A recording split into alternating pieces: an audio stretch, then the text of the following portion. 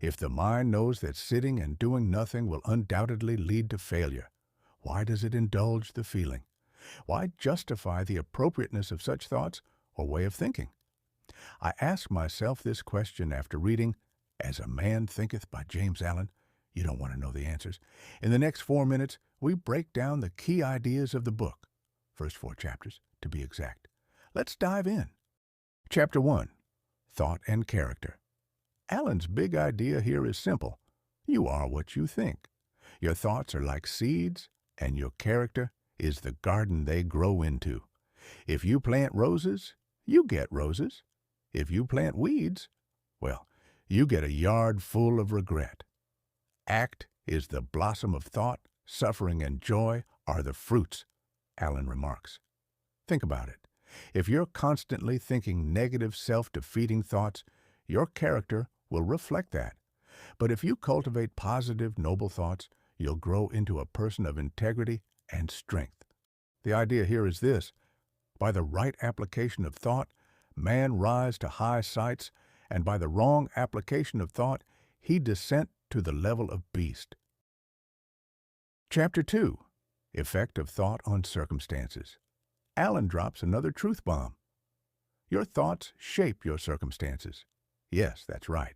Your life isn't just happening to you. It's happening because of you. Allen argues that your outer world is a reflection of your inner world. If you're always thinking, why does everything bad happen to me? Well, the universe might just be nodding along and saying, sure, let's make that happen.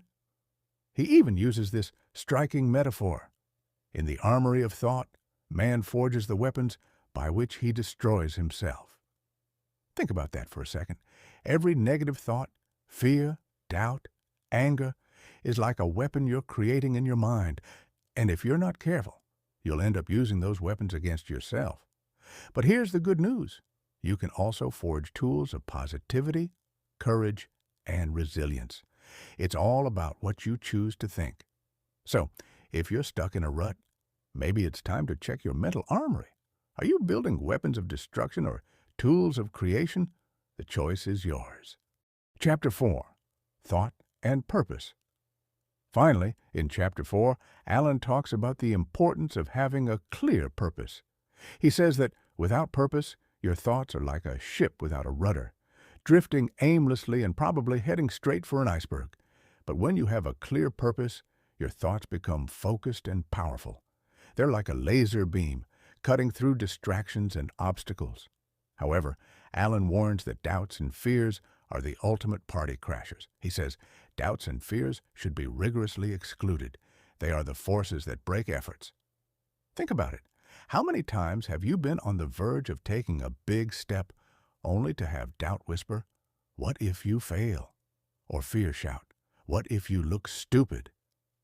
Those thoughts are like little gremlins gnawing away at your confidence and effort. Allen's advice? Kick those gremlins out. Rigorously exclude doubts and fears from your mind. Replace them with confidence, courage, and a relentless focus on your purpose.